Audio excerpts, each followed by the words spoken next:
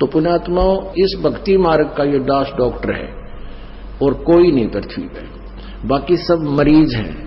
और मरीज के कहने से मरीज दवाई लेने लग गया, दोनों मरेंगे, क्योंकि वो तीनों मरेगा, उसने दवाई गलत खा ली, उसका ऊपर एक्शन होगा, क्योंकि परमात्मा उससे नाराज होगा। ये भक्ति का जो ट्रीटमेंट है ना, टेबलेट दास बताओ वैसे ही लेनी है आपने, अर्थात जैसे भक्ति दास के ऐसे करो। नाम उठत नाम बैठत नाम सोत जागवे, नाम खाते नाम पीते नाम सेती लागवे। मान लीजिए आपका सुबह उठने का अभ्यास है तो अच्छी बात है, उठ जाइए, उठ के कर लो, लेट के कर लो, बैठ के कर लो, आंखें खोल के कर लो, बंद करके कर लो, लेकिन सिमरन पर ध्यान रखना पड़ेगा।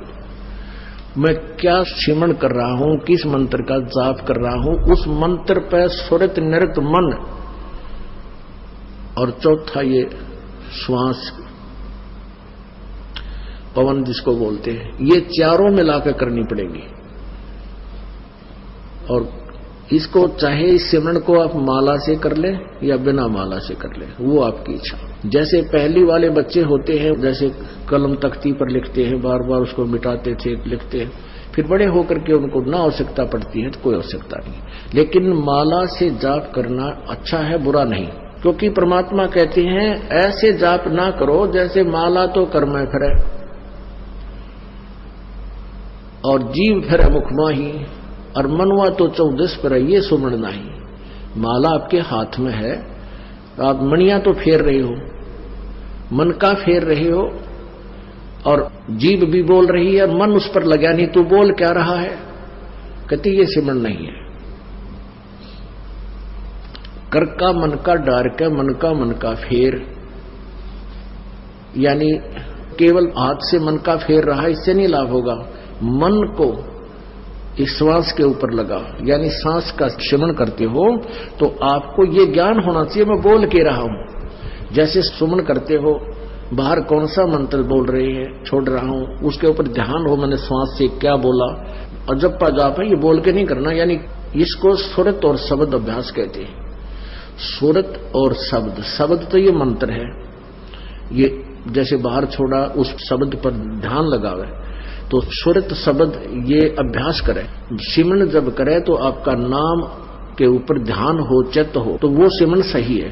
अंदर कौन सा लिया, क्या बोला, तो ये तो सिमरन है सही। और वैसे आप श्वास चल रहा है, आप ध्यान कहीं घूम रहे हो, कहीं जा रहा तो वो नहीं। जैसे आप प्रथम मंत्र जाप करते हो, उसमें भी मैं क्या बोल रहा हूं, पहला मंत्र क्या बोला जा रहा है, दूसरा भी, तीसरा भी, उसके ऊपर ध्यान रहे मैं क्या बोल रहा हूं।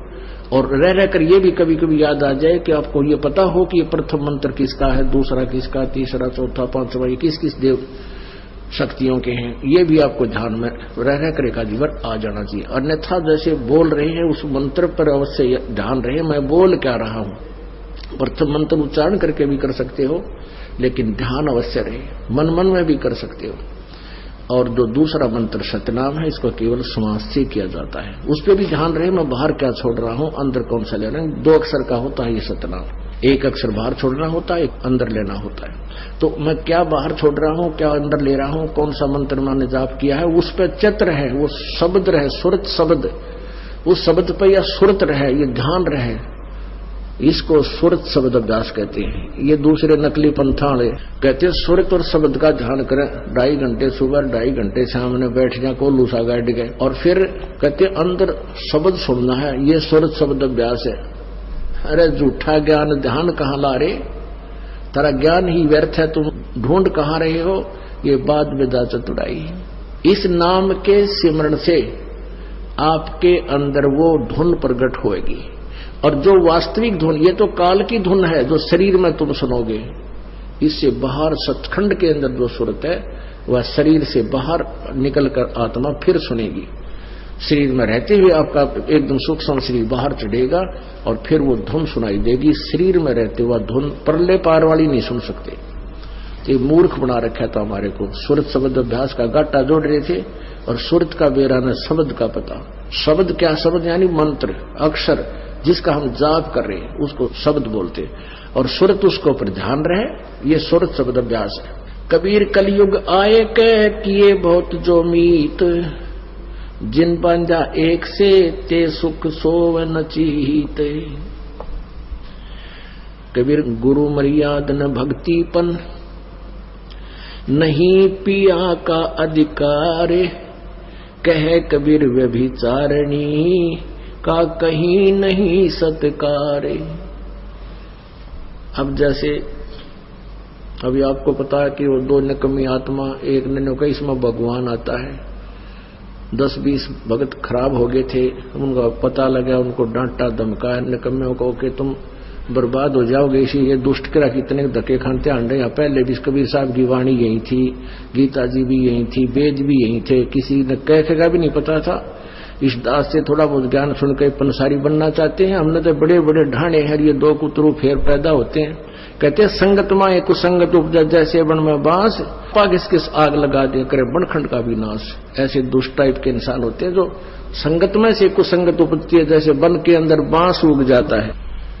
वन में बांस होता बम्बू, वो क्या होता है कि जब तेज हवा चलती है तो ऐसे थपेड़े लगते हैं, वो ऐसे आपस में घिस के और उन बांसों से आग लग जाती है और पूरे दावानल का रूप धारण कर लेती है, पूरे बनखंड को, पूरे जंगल का नाश कर देती है। कहते ऐसी नकमी आत्मा जो होती है वो संगत में से कुसंगत उत्पन्न हो जाती है, वो आपस में बकवास करके पूरी संगत का नाश कर देते हैं।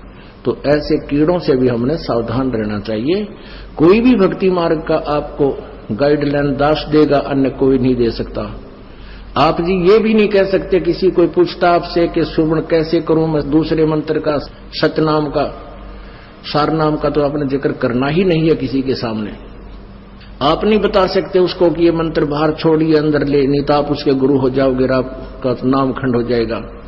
आप उसको ऐसे बता सकते हो कि गुरुजी ने मुझे ऐसे बताया, मैं तो ऐसे सिमरन करता हूं। वो भी सतनाम जिसने ले रखा हो, जिसने ले नहीं रखा उसको नहीं बता सकते। जिसने ले रखा है वो कहता मेरे भूल लगी है, और वैसे तो हम यहाँ शुद्ध करा देते हैं, यहाँ भी पूछ सकते हो।